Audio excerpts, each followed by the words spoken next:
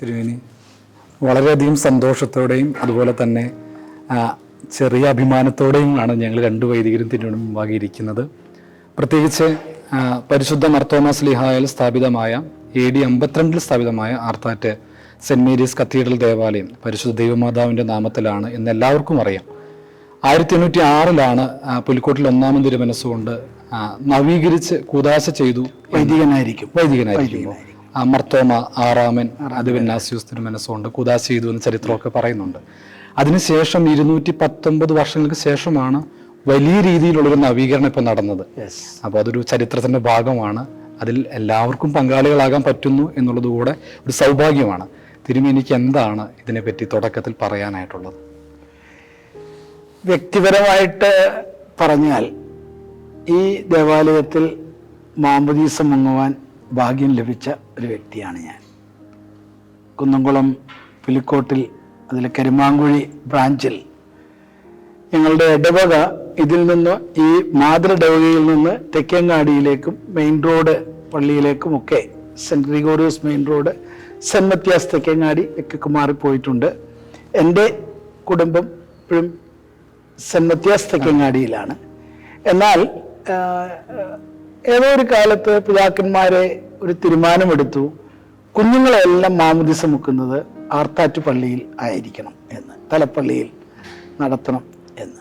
അങ്ങനെ 1967 ജൂലൈ മാസം 5-ാം തീയതി ഈ ദേവാലയത്തിൽ വിശുദ്ധ മാമോദീസ സ്വീകരിക്കാൻ സാധിച്ച ഒരു വ്യക്തിയാണ്. മാത്രവുമല്ല, കുന്നംകുളത്തെ എല്ലാവരും അവരുടെ ശവസംസ്കാരം നടക്കുന്നത് ആർത്താറ്റ് വലിയ പള്ളിയിലാണ്, കത്തീഡ്രൽ പള്ളിയിലാണ്. അതുകൊണ്ട് തന്നെ ഇവിടെ പൂർവികരെല്ലാം ഈ സെമിത്തേരിയിലാണ്. അപ്പോൾ തീർച്ചയായിട്ടും അങ്ങനെ ഒരു ദേവാലയം, ആ ദേവാലയത്തിൻ്റെ ഒരു സമ്പൂർണ്ണ നവീകരണം, പുനരുദ്ധാരണം നടന്ന് അതിൻ്റെ കൂദാശ നടക്കുന്ന സമയത്ത് ബലഹീനായ എനിക്ക് ഈ കത്തീഡ്രലിൻ്റെ അധ്യക്ഷൻ, ഈ കുന്നംകുളം ഭദ്രാസനത്തിൻ്റെ കത്തീഡ്രൽ പള്ളിയാണല്ലോ ഇത്, തലപ്പള്ളി മലങ്കര സഭയുടെ തന്നെ തലപ്പള്ളിയാണ്. ആ ദേവാലയത്തിൻ്റെ ഇടവക മെത്രാപ്പോലീത്ത എന്ന വിധത്തിൽ ആയിരിക്കുവാൻ ഇടയാകുന്നു എന്നുള്ളത് വ്യക്തിപരമായിട്ട് ദൈവസന്നിധിയിൽ ഒത്തിരി നന്ദിയുള്ള ഒരു സംഭവമാണ്. അല്ല, അതിനേക്കാൾ ഉപരി അച്ഛൻ പരാമർശിച്ചതുപോലെ നമുക്കെല്ലാം ഏറെ സന്തോഷം നൽകുന്നൊരനുഭവമാണ് ഈ ദേവാലയത്തിൻ്റെ ഒരു പൂർണ്ണ പുനരുദ്ധാരണം നടന്ന് അത് സഭയുടെ പ്രധാന മേലധ്യക്ഷൻ്റെ കരങ്ങളാൽ പുനർ ശുദ്ധീകരിക്കപ്പെടുന്നു എന്നുള്ളതും, സഭയിലെ 7 മെത്രാപ്പോലിത്തന്മാരെങ്കിലും സാധ്യമായിട്ടുള്ളവരെല്ലാം വിളിച്ചതാണ്. എന്നാൽ ആ ദിവസത്തിൽ ഇത് കൂടുതൽ പേർക്ക് വരാനൊക്കുന്നില്ല.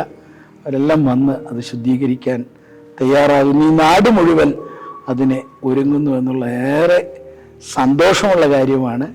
അതിനുവേണ്ടി അഹോരാത്രം പണിയെടുത്ത കഴിഞ്ഞ ഏതാണ്ട് 10 മാസങ്ങൾ അഹോരാത്രം പണിയെടുത്ത വൈദിക ശ്രേഷ്ഠർ 2 പേര്, VM സാമുവൽ അച്ഛൻ അതുപോലെ തന്നെ ജോസഫ് ജോർജ് അച്ഛൻ, ഈ 2 പേരെയും ഇതിനു വേണ്ടി നിർലോഭമായി, പ്രധാനമായിട്ടും ഒരു വ്യക്തിയാണെന്നാണ് ഞാൻ മനസ്സിലാക്കുന്നത്, വലിയൊരു തുക ഏതാണ്ട് 2 കോടി രൂപയോളം അതിനുവേണ്ടി ചെലവഴിച്ച് വേറെ ആരോടും ഒരു പിരിവ് എടുക്കരുത് എന്നുള്ള വിധത്തിൽ അതെല്ലാം ദൈവകൃപയാണ്. പരിശുദ്ധ മാതാവിൻ്റെയും പരിശുദ്ധ മാർത്തോമാ ശ്ലീഹായുടെയും ഗീവറീസ് സഹോദരയുടെയും പരിശുദ്ധ പെരുമല തിരുമേനി, വട്ടശ്ശേരി തിരുമേനി, പരിശുദ്ധ പുലിക്കോട്ടിൽ തിരുമേനിമാരെ, പരിശുദ്ധ ബാവ തിരുമേനിമാരെ, പ്രത്യേകിച്ച് പൗലോസ് ദിദിയൻ ബാവ, ഇവരുടെയൊക്കെ വലിയൊരു മാധ്യസ്ഥമാണ്. നമ്മളൊക്കെ സന്തോഷിക്കുന്നതിൻ്റെ 10 മടങ്ങ് അവരെ ഈ കാര്യത്തിൽ സന്തോഷിക്കുന്നുണ്ടാവും. അതുകൊണ്ട് തന്നെ എല്ലാവരും ചേർന്ന് പ്രാർത്ഥനാപൂർവം ഇത് ശുദ്ധീകരിക്കപ്പെട്ട് ഇവിടെ ആരാധന അർപ്പിക്കുവാനിടയാകട്ടെ എന്ന് ആദ്യമേ ആശംസിക്കുന്നു. തിരുമേനി, ഇപ്പോഴിറങ്ങുന്ന എല്ലാ പോസ്റ്ററുകളിലും തിരുമേനി കണ്ടിട്ടുണ്ടെങ്കിൽ ശ്രദ്ധിച്ചാൽ അറിയാം, AD 52 പരിശുദ്ധ മർത്തോമാ ശ്ലീഹായിൽ സ്ഥാപിതമെന്ന് നിർബന്ധപൂർവ്വം അത് ആഡ് ചെയ്യുന്നുണ്ട്. അത് 2-3 കാരണങ്ങൾ ഇടവക തലത്തിലും ഉണ്ട്. കാരണം പലപ്പോഴും ആർത്താറ്റ് ഇടവകയ്ക്കും കുന്നംകുളം പ്രദേശവാസികൾക്കും ഒക്കെ ഉള്ളിൻ്റെ ഉള്ളിൽ ചരിത്രത്തിൽ ആർത്താറ്റുപള്ളി എവിടെയെങ്കിലും വിസ്മരിച്ചു പോകുന്നുണ്ടോ എന്നൊരു സന്ദേഹം ഉള്ളിലുണ്ട്.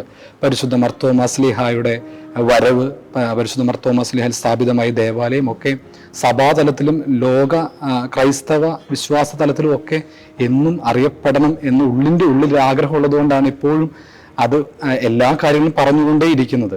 തിരുമേനിക്ക് എന്താണ് ഇതിനെപ്പറ്റി പറയാനായിട്ടുള്ളത്?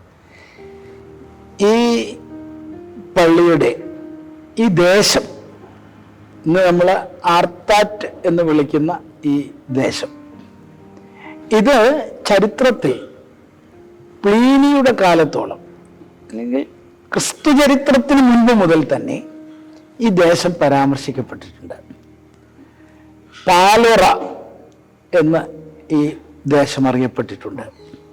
പാലോറയിലെ ചാട്ടുകുളങ്ങരയിൽ, ആ ചാട്ടുകുളങ്ങരയിലുള്ള പരിശുദ്ധ ദൈവമാതാവിൻ്റെ, കന്യാത്രി അമ്മയുടെ എന്ന് നാടൻ ഭാഷയിൽ പറയും, മർത്തുമറിയം അമ്മയുടെ എന്ന് പറയും, ആ അമ്മയുടെ നാമത്തിലുള്ള പള്ളി എന്നാണ് പരാമർശിക്കപ്പെട്ടിരിക്കുന്നത്. അപ്പോൾ ഈ ദേശത്തിൻ്റെ ചില പ്രത്യേകതകളുണ്ട്. ഈ പ്രദേശത്തിന് നമുക്കറിയാം, നമ്മുടെ മഹോദയപുരം, വഞ്ചിപട്ടണം, ഇപ്പോഴാണെങ്കിലും ഇവിടുന്ന് ഒരു 10-20 കിലോമീറ്റർ പോലും ഇല്ല പട്ടണം എക്സ്കവേഷൻസ് ഒക്കെ നടക്കുന്ന സ്ഥലങ്ങൾ. അപ്പോൾ ഇത് സഹ്യപർവ്വതന്റെ സാനുക്കളിൽ നിന്ന് ഇങ്ങനെ വന്ന്, നമുക്കറിയാം കേരള ചരിത്രത്തിൽ നമ്മൾ മലനാട്, ഇടനാട്, തീരപ്രദേശം, ഇടനാടിൻ്റെ അവസാനം തീരപ്രദേശത്തേക്ക് പോകുന്ന ഒരു സ്ഥലം. ഈ പള്ളി കഴിഞ്ഞാൽ പടിഞ്ഞാട്ടും അതുപോലെ തന്നെ തെക്ക് പടിഞ്ഞാട്ടും ഒക്കെയുള്ള പ്രദേശങ്ങൾ അറബിക്കടലിൻ്റെ തീരങ്ങളാണ്. ഇവിടെ നിന്ന് ഏരിയൽ ഡിസ്റ്റൻസ് 2 കിലോമീറ്റർ പോലും ഇല്ല അറബിക്കടലിലേക്ക്. ഇവിടം കഴിഞ്ഞാൽ ബാക്കി പിന്നെ മണൽ പ്രദേശമാണ്, നമുക്കറിയാമല്ലോ. ഇതൊരു കൊച്ചു കുന്നാണ്, എല്ലാ ഡിറക്ഷനിൽ നിന്നും ഇത് കുന്നാണ്. കിഴക്കും പടിഞ്ഞാറും വയലുകളാണ്. വടക്ക് വശത്തേക്ക് കരയുണ്ട്. ആ കര ഇങ്ങനെ ദീർഘമായിട്ട് പോവുകയാണ്. എന്നാൽ തെക്ക് ഭാഗത്തേക്ക് ഇറങ്ങുമ്പോൾ ഇത് സമുദ്രതീരത്തിലേക്കാണ് എത്തുന്നത്. അതുകൊണ്ട് തന്നെ ഈ ചാട്ടുകുളം ഇന്നുമുണ്ട്. ആ ചാട്ടുകുളം മുതൽ ഭൂപ്രകൃതി തന്നെ മാറുകയാണ്. ഇവിടെയൊക്കെ ഇപ്പോഴും മണലാണ്. അപ്പോൾ അത്തരത്തിലുള്ള പ്രദേശം, ഈ പ്രദേശത്ത്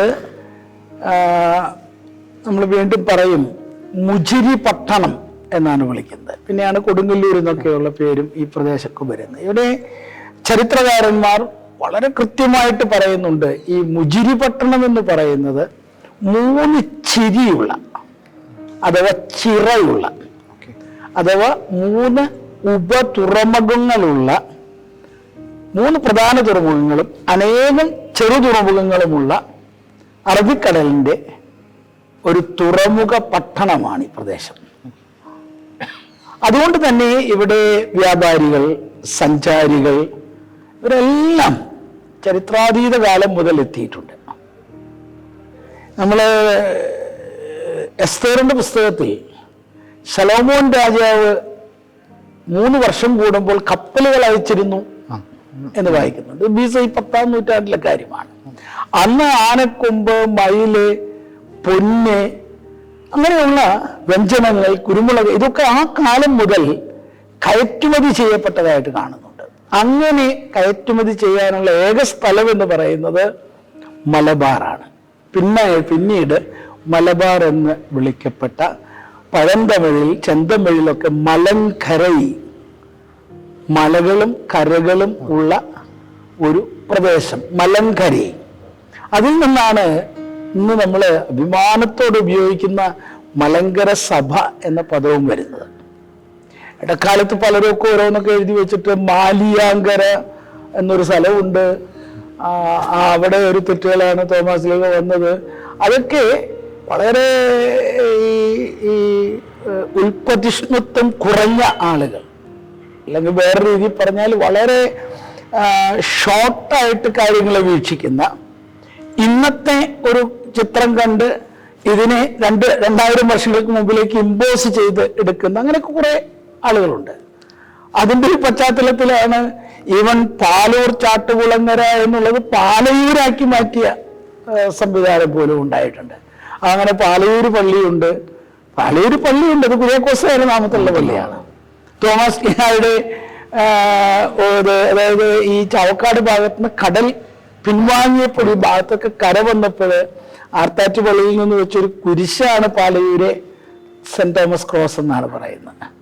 അപ്പൊ പിന്നീട് അത് സെന്റ് തോമസ് പള്ളി, കാരണം അത് പിൽക്കാലത്ത് ഇവിടെ പോർച്ചുഗീസ് ഭരണം വന്ന സമയത്ത്, ലത്തീൻ വൽക്കരണം ശക്തമായിട്ട് നടന്ന സമയത്ത് ആ ദേവാലയം ആ ഒരു സംവിധാനത്തിൽ ആയി.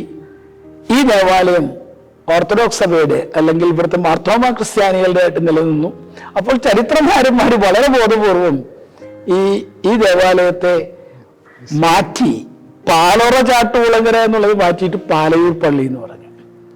കുര്യാക്കോസ് സഹോദരയുടെ നാമത്തിൽ 4-ാം നൂറ്റാണ്ടിലാണ് ആ സഹോദര ജീവിക്കുന്നത് തന്നെ.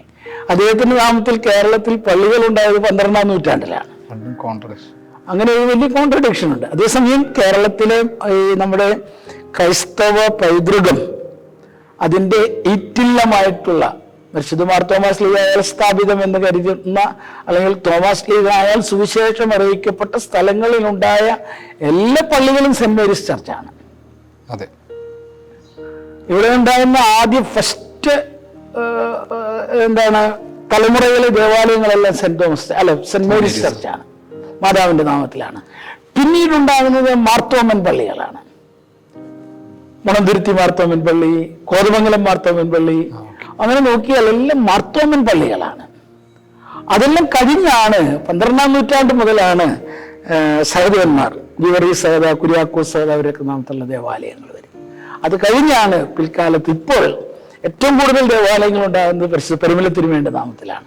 പരിമല തിരുമേനിയുടെ 122ാമത്തെ ഓർമ്മ പെരുന്നാൾ മാത്രമേ നടന്നിട്ടുള്ളൂ. അപ്പോൾ ഒരു 100 കൊല്ലത്തിനിടയ്ക്ക് അല്ലെങ്കിൽ പരിശുദ്ധനായിട്ട് പ്രഖ്യാപിച്ചതിന് ശേഷം ഉള്ള 47 മുതലുള്ള സമയങ്ങളിൽ ഏറ്റവും കൂടുതൽ ദേവാലയങ്ങൾ, അതൊക്കെ ചരിത്രത്തിന്റെ ഗതിവിഗതികളാണ്. എന്നാൽ ഈ സ്ഥലം അച്ഛൻ ചോദിച്ചതുപോലെ ഇത് മാർത്തോമാസ് ലീഗായാൽ സ്ഥാപിതം എന്ന് എല്ലാ വിധത്തിലും ചരിത്രത്തിൽ വ്യക്തമായി രേഖപ്പെടുത്താവുന്ന ഒരു സ്ഥലമാണ്.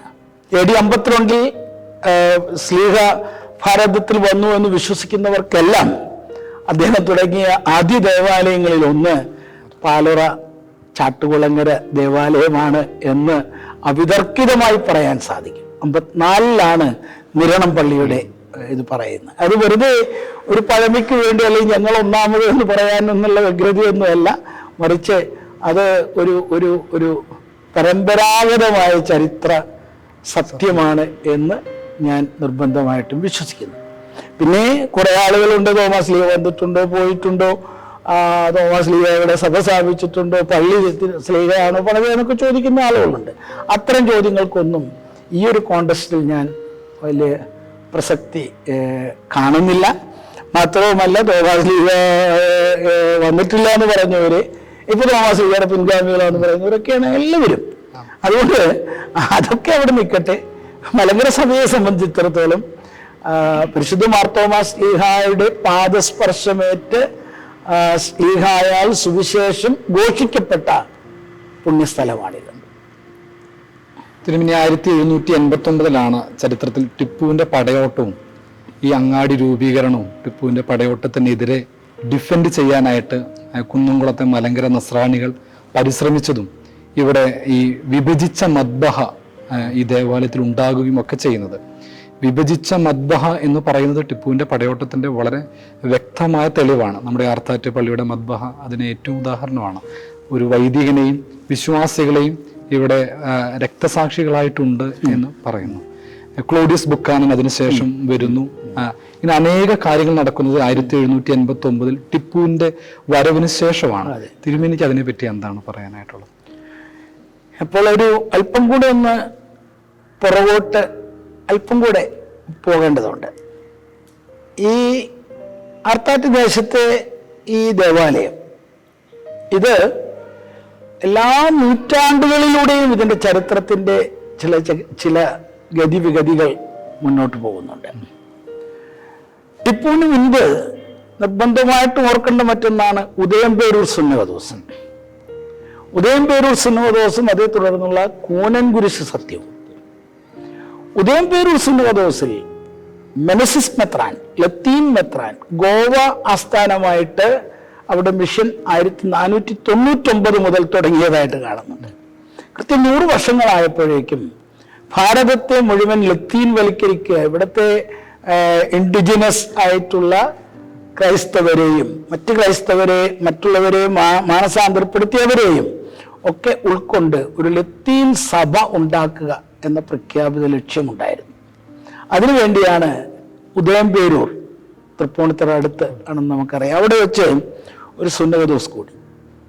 ആ സുന്നതദോസിൽ ആർപ്പാറ്റ് ഇടവക കുന്നംകുളം, അന്ന് ഉള്ളത് കുന്നംകുളത്തെ പള്ളി എന്ന് പറയുന്നത് ഈ ആർപ്പാറ്റ് പള്ളിയാണ്. ചാട്ടുകുളങ്ങരൈ, പിന്നീട് അതാണ് കുന്നം കുളങ്ങരൈ, കുന്നും കുളവുമുള്ള സ്ഥലങ്ങൾ, അതാണ് ഈ സ്ഥലം. അത് മലങ്കരൈ, അത് തന്നെയാണ് മലയും കരയുമുള്ള സ്ഥലം, കുന്നം കുളങ്ങരൈ, ചാട്ടുകുളങ്ങരൈ. അപ്പൊ ഈ ഇടവക അതിൽ പങ്കെടുത്തപ്പോൾ ഈ ഇടവകയുടെ ഒരു പ്രത്യേകത, നമ്മളൊരു സ്കെപ്റ്റിക്കലായിരിക്കും, എല്ലാത്തിനും നമ്മൾ നിന്നു കൊടുക്കുകയില്ല. എന്താണ് നടക്കുന്നത്? വളരെ സംശയദൃഷ്ടിയോടെയാണ് വീക്ഷിച്ചത്. എല്ലാവരെ കൊണ്ട് ഉടമ്പടി എഴുതിക്കുന്നു എന്ന് കണ്ടപ്പോൾ നമ്മുടെ പൂർവികരെ ആ ഉടമ്പടി ഒപ്പിടാതെ അവിടുന്ന് ചാടി ഇറങ്ങി. കാരണം അന്ന് നമുക്ക് സമൂഹത്തിൽ അതുപോലെ സ്വാധീനമുണ്ട്, അന്നുമുണ്ട് ഇന്നുമുണ്ട്. ഇന്നില്ലാതൊക്കെ പറയുന്നവരുണ്ട്. അങ്ങനെയല്ല, മലങ്കര സഭയ്ക്ക് കേരള സമൂഹത്തിൽ ഒരു സ്വാധീനമുണ്ട് എന്നുള്ളതിന് രണ്ടു പക്ഷം ആവശ്യമില്ല.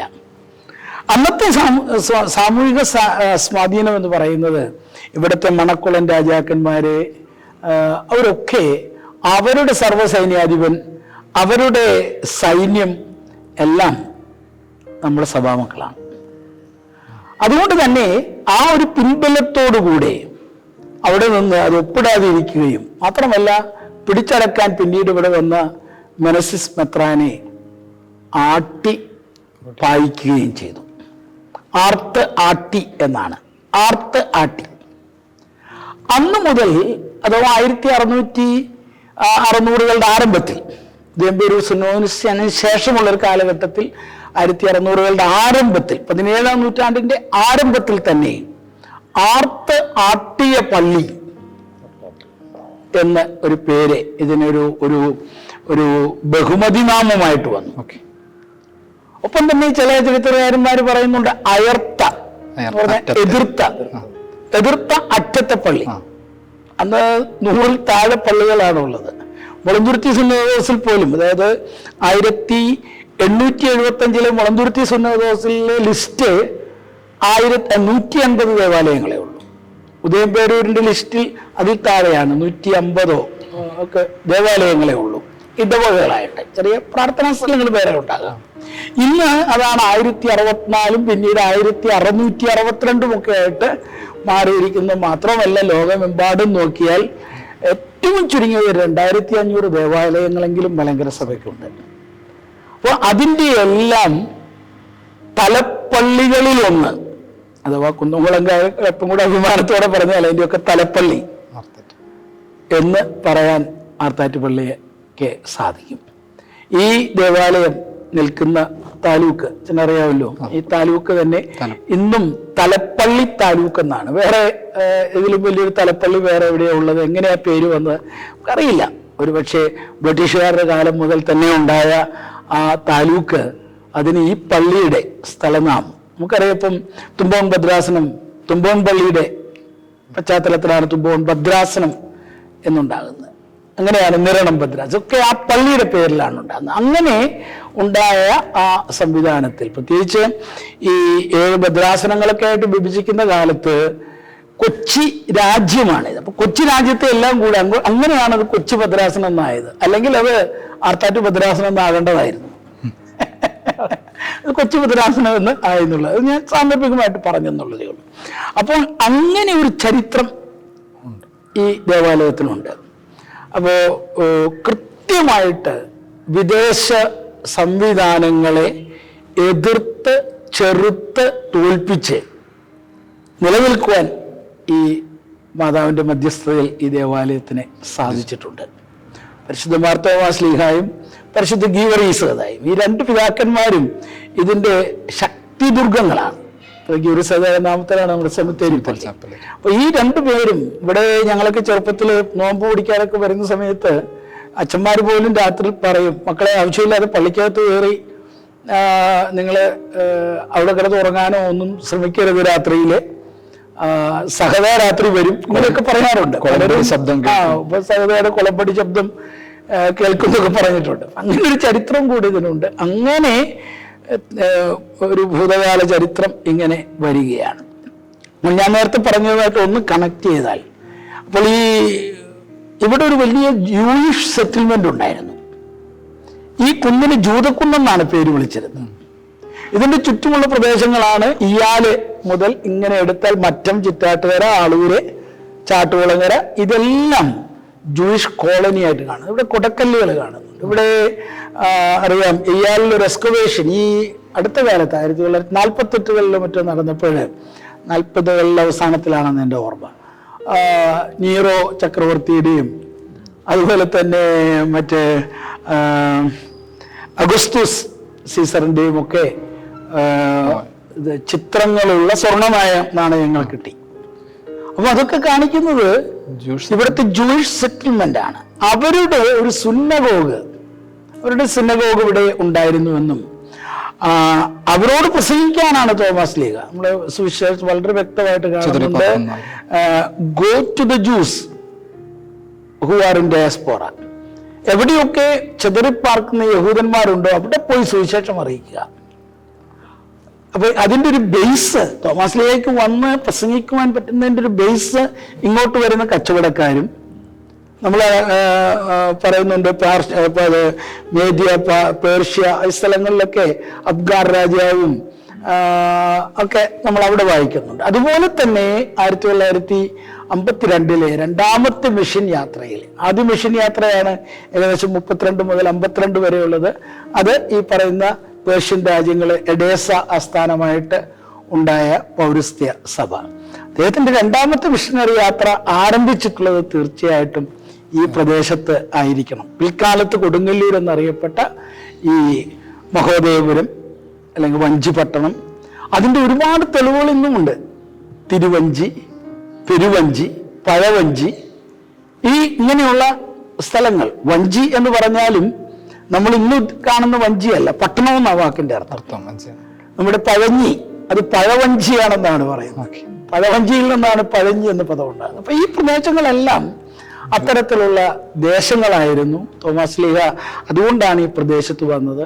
എന്നിട്ടും പല പഠനങ്ങളും തെളിയിക്കുന്നത് യഹൂദന്മാരിൽ നിന്ന് ക്രിസ്ത്യാനികളായവരെ, അവർ പൂർണ്ണമായിട്ടും തോമസ് ലീഗയുടെ സുവിശേഷത്തെ അംഗീകരിച്ചപ്പോൾ ആ സിനഗോഗ് തന്നെ ദേവാലയമായിട്ട് മാറുകയാണ്.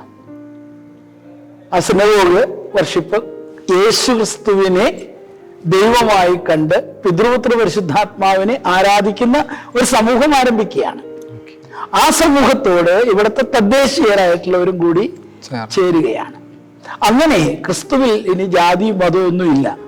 അതുകൊണ്ട് നമ്മൾ യഹൂദനോ യവനനോ അല്ലെങ്കിൽ ലിംഗഭേദങ്ങളോ വർണ്ണവർഗ വ്യത്യാസങ്ങളോ ഇല്ലാതെ ഒരു community, A Christian community is evolved in this place. നമുക്കറിയാം, ഇപ്പോഴും ജോനകന്റെ അങ്ങാടി ഉണ്ട് പഴഞ്ഞില്. ജോനോന്റെ അങ്ങാടി എന്ന് പറയാം. ജോനോന്റെ അങ്ങാടി എന്ന് പറഞ്ഞാൽ എന്താ? യവന മാർക്കറ്റ് എന്ന ഗ്രീക്ക് മാർക്കറ്റാണ്. കാട്ടകമ്പൽ, കടവ്, ജെറുസലേം ഈ പ്രദേശങ്ങളൊക്കെ ഇവിടെ നാമകരണം ചെയ്യപ്പെട്ടിട്ടുണ്ട്. അതിൻ്റെയൊക്കെ കാണിക്കുന്നത് ഈ പ്രദേശത്തിന്റെ ഒരു പൗരാണികതയും ഈ പ്രദേശത്തിന്റെ ക്രൈസ്തവ സാംസ്കാരിക പിൻബലവുമാണ്. അതാണ് അതിൽ പറയാനുള്ളത്. അതിനെ പിന്നീട് മറ്റേതെങ്കിലും വിധത്തിൽ മറ്റേതെങ്കിലും സഭയുടെ വാലാക്കി മാറ്റുവാനുള്ള എല്ലാ ശ്രമങ്ങളെയും ആർത്താറ്റ് ഇടവകയുടെ പ്രധാന അധ്യക്ഷതയിൽ എതിർത്ത് തോൽപ്പിച്ചിട്ടുണ്ട്. അതുകൊണ്ടാണ് മലങ്കര സഭ ആകമാനം ഈ പ്രദേശത്തിനെ ഇതിനെ അയർത്ത അറ്റത്തെ പള്ളി അഥവാ ആർത്ത് ആട്ടിയ പള്ളി എന്ന് ഉള്ള പേര്. അത് 17-ാം നൂറ്റാണ്ടിൽ ഈ ദേവാലയത്തിന് ഒരു മഹിമയായിട്ട്, സ്ഥാനനാമമായിട്ട് കിട്ടുകയാണ്. അതിൽ നിന്നാണ് ഇനി ടിപ്പു സുൽത്താന്റെ ചോദ്യത്തിലേക്ക് വരിക. അത് 18-ാം നൂറ്റാണ്ടിന്റെ ഉത്തരാർദ്ധത്തിലാണ്. 18-ാം നൂറ്റാണ്ടിന്റെ ഉത്തരാർദ്ധത്തിലേക്ക് വരുമ്പോഴത്തേക്ക് ഇവിടെ പല കാര്യങ്ങൾ ഒരുപോലെ നടക്കുന്നുണ്ട്. കത്തോലിക്കരുമായിട്ടുള്ള ആ ഒരു പ്രയാസം കൂടി വന്ന് വളരെ ചുരുക്കം പേരേ ഉള്ളൂ ഇവിടെ കാത്തലിക് ഇതിലുള്ളവർ ഉണ്ടായിരുന്നുള്ളൂ. പക്ഷെ അത് പാലയൂരിന്റെ ഒരു പശ്ചാത്തലത്തിൽ ഈ പള്ളി കത്തോലിക്കർ കൂടെ അവകാശപ്പെട്ടതാണ് എന്ന് വരികയും അങ്ങനെ പള്ളിയിൽ തർക്കമുണ്ടാവുകയും കുറച്ചു നാൾ ഈ പള്ളി പൂട്ടിക്കെടുക്കുകയൊക്കെ ചെയ്തു. ഏതാനും പതിറ്റാണ്ടുകളെങ്കിലും ഇത് പൂട്ടിക്കിടുന്നു എന്നുള്ള ഒരു ചരിത്രമുണ്ട്. ആ കാലഘട്ടത്തിലാണ് ദുഷ്ടൻ, ഇത് എന്താണ്, മർക്കടൻ എന്നൊക്കെ കവികളാൽ വിശേഷിക്കപ്പെട്ടിട്ടുള്ള ടിപ്പു തൻ്റെ പടയോട്ടം നടത്തുന്നത് 1789. ആ പടയോട്ടക്കാലത്ത് ഈ പള്ളിക്ക് അന്നത്തെ സ്ട്രക്ചർ ഈ സ്ട്രക്ചർ തന്നെയാണോ അല്ലയോ നമുക്ക് അറിഞ്ഞുകൂടാ. അതൊക്കെ ഇപ്പോഴും ഇനിയും തെളിയപ്പെടാൻ കിടക്കുന്ന കുറെ കാര്യങ്ങളാണ്. എന്നാൽ ഈ ഓടും സംവിധാനവുമല്ല, അന്ന് ഓലയാണ്. പള്ളിക്ക് തീയിട്ടു, പള്ളി വെന്തെരിഞ്ഞു. അപ്പോൾ കുർബാന സൂക്ഷിച്ചിരുന്നു എന്ന് പറയുന്നു. ആ കുർബാന എടുക്കുവാൻ പോയ വൈദികനെയാണ് വെട്ടിക്കൊന്നതെന്ന് പറയുന്നു. വേറെ ഒരു ചരിത്രഗതി പറയുന്നുണ്ട്, ആ സമയത്ത് തിരിതെളിയിക്കാൻ ആളില്ലാതെ കുർബാന ചെല്ലാൻ സാധിക്കാതെ കത്തോലിക്കരുമായിട്ടുള്ള വഴക്ക് നടന്നിരുന്ന കാലമാണെന്നും അതുകൊണ്ട് കുർബാന കരുതിയിട്ടുണ്ടാകാൻ സാധ്യതയില്ല എന്നും വീക്ഷിക്കുന്നവരുണ്ട്. പക്ഷെ ഏതായിരുന്നാലും ഈ പറയുന്ന സ്ഥലത്ത് ദേവാലയത്തിൻ്റെ മദ്ബഹായുടെ ആ പടിഞ്ഞാറെ അറ്റം ആയിരുന്ന ഭാഗത്ത് നമുക്ക് വളരെ കൃത്യമായിട്ട് കാണാവുന്നതാണ്. അവിടെ വെച്ച് ഒരു പട്ടക്കാരനെ വെട്ടിക്കൊന്നു എന്നാണ്. അന്നത്തെ കൊച്ചച്ഛനായിരുന്ന 1740 ജനിച്ച വൈദികനാണ് പുലിക്കോട്ടിൽ ഒന്നാമൻ തിരുമേനി. അന്ന് അദ്ദേഹം ഇവിടുത്തെ വൈദികനാണ്. അത് ഒരു അന്നൊക്കെ 10-12 വൈദികരുണ്ട്. ഇപ്പൊ നിങ്ങൾ 2 പേരേ ഉള്ളൂ. അന്ന് 12 തവണപ്പട്ടക്കാരാണ്. അവരാണ് ഇതെല്ലാ കാര്യങ്ങളും ചെയ്യുന്നത്. അതിൽ ഒരു പക്ഷേ ജൂനിയർ മോസ്റ്റോ അല്ലെങ്കിൽ മിഡിൽ ഏജോ ആയിട്ടുള്ള ആളാണ്. 1789 എന്ന് പറയുമ്പോൾ അദ്ദേഹത്തിന് ഏതാണ്ട് 48 വയസ്സാണ് പ്രായം. എന്നാൽ ആ ഒരു കാലം മുതൽ ഈ പള്ളി നവീകരിക്കണം, ഇത് പുതുക്കി പണിതേ പറ്റൂ എന്നുള്ള വലിയ ചിന്ത ഉണ്ടാവുകയും ശക്തൻ തമ്പുരാൻ കൊച്ചി രാജാവ് ഇവിടേക്ക് എഴുന്നള്ളിയപ്പോൾ അദ്ദേഹത്തെ പള്ളി കാണിക്കുകയും അദ്ദേഹത്തിൻ്റെ സെക്രട്ടറി രാമൻ എന്നാണ് എൻ്റെ ഓർമ്മ, അവരെല്ലാം കൊണ്ടുവരികയും ഈ ദേവാലയം കാണിക്കുകയും നമുക്ക് കുന്നംകുളങ്കര ഇന്ന് കാണുന്ന അങ്ങാടി, പഴയ അങ്ങാടി, ആ ഭാഗത്ത് കുരിശാകൃതിയിൽ ഒരു പട്ടണം പണിയുവാൻ സാധിക്കുകയും ഇവിടുത്തെ ആർത്താറ്റ് കമ്പോളമായിരുന്ന സ്ഥലം നമ്മൾ വിലയ്ക്ക് വാങ്ങി അത് വലിയ സെമിത്തേരി ആക്കിയിട്ട് 4.5 ഏക്കറുള്ള വലിയ സെമിത്തേരി ആക്കിയിട്ട് അത് മാറ്റുകയും പള്ളിപ്പറമ്പിൽ നിന്നുള്ള ഇത് അസ്ഥിയെല്ലാം സെമിത്തേരിയിലെ ഒരു അസ്ഥിക്കുഴിയിൽ നിക്ഷേപിക്കുകയും ഈ പള്ളിയുടെ ഒരു സമ്പൂർണ്ണ നവീകരണം നടത്തുകയും ചെയ്തു. ആ നവീകരണത്തിന് ശേഷമുള്ള കൂദാശയാണ് 1806 മകയിരത്തിൽ, അഥവാ പുതിയ കണക്കിൽ 1806, 990 മീനം എന്നൊക്കെയാണ് മകരം മീനം അങ്ങനെയാണ് കാണുന്നത്. ആ സമയത്ത് പഴയ കണക്കില് ഇത് നടന്നിട്ടുള്ളത്. ഒരു ചോദ്യം, ഈ 1789 മുതൽ ഒരു പക്ഷേ ഈ കത്തിച്ച് പോയതിനു ശേഷം ആ സമയത്ത് തന്നെ പണി തുടങ്ങിയിട്ടുണ്ട് എങ്കിൽ ഇത്ര ഭീമമായ ഒരു സ്ട്രക്ചർ ചിലപ്പോൾ കംപ്ലീറ്റ് റീബിൽഡ് ചെയ്യാൻ അവർക്ക് സാധിച്ചിട്ടുണ്ടാവും. പക്ഷെ മറ്റൊരു കണക്ക് പറയുന്നത് 1805 നവീകരണം തുടങ്ങിയത്. 5 തുടങ്ങിയ 6 ജനുവരിയിൽ ഇത് തീർന്നുവെങ്കിൽ ഒരിക്കലും ഇതിന്റെ സിവിൽ കൺസ്ട്രക്ഷൻ ഈ പറയുന്ന 12 അടി വീതിയുള്ള ഭിത്തി, സൈഡ് ഭിത്തികൾ തന്നെ എത്ര 6 അടി വീതിയുള്ള സൈഡ് ഭിത്തികൾ, ഇത്ര ഭീമമായ ഒരു സ്ട്രക്ചർ അത് ചെയ്തെടുക്കാൻ ഇന്നത്തെ ചിന്തയിൽ നോക്കിയിട്ട് ക്ഷിപ്രസാധ്യമല്ല. പിന്നെ അതെങ്ങനെയൊക്കെയാണ് അന്ന് പണിതത്? അന്ന് ക്രെയിനൊന്നുമല്ല, ആനയാണ് ഈ തടികളൊക്കെ ഇത്രയും വലിയ മരങ്ങളും ഒക്കെ കയറ്റുന്നതും. എങ്ങനെയാണ് പണിതത് അതിന്റെ ഒന്നും അന്ന് ഫോട്ടോഗ്രാഫി ഇല്ല, നമുക്ക് അതിന്റെ രേഖകളൊന്നും. 400 ലിറ്റർ വാർണിഷ് അടിച്ചിട്ടാണ് ഇപ്പൊ ഈ കാണുന്ന കളർ കിട്ടിയത്. ശക്തൻ തമ്പുരാന്റെ കൊടുത്തതിന് ശേഷം ഈ കളർ ലഭിച്ച് 400 ലിറ്റർ വാർണിഷ് അടിക്കേണ്ടി വന്നു. അങ്ങനെയുള്ള ഭീമമായ ഒരു സ്ട്രക്ചർ നമുക്ക് അറിയാൻ പാടില്ല. ഏതായിരുന്നാലും 1806 എന്നിട്ട് ഇത് കൂദാശ ചെയ്യുകയാണ്. അന്ന് മൂറോൻ കൂദാശ എന്നുള്ള സംവിധാനം ഉണ്ടായിരുന്നു. മൂറോൻ കൂദാശ ചെയ്തിട്ടുണ്ടോ നമുക്ക് പറയാനൊക്കെയില്ല. ഞാൻ അത് ഒരു വിഷയം അവസാനം ഞാൻ ഒന്നുകൂടെ പ്രതിപാദിച്ചോളാം. സ്വാതന്ത്ര്യ സമരത്തിന് മുന്നേ തന്നെ ഒരു സ്വത്വബോധവും ദേശീയ ബോധവും ഒക്കെ ഉയർത്തിയ നസ്രാണികളാണ് കുന്നംകുളത്തെ. അതിൻ്റെ വളരെ പ്രത്യക്ഷമായ ഉദാഹരണമാണ് ആർത്താറ്റ് പടിയോല.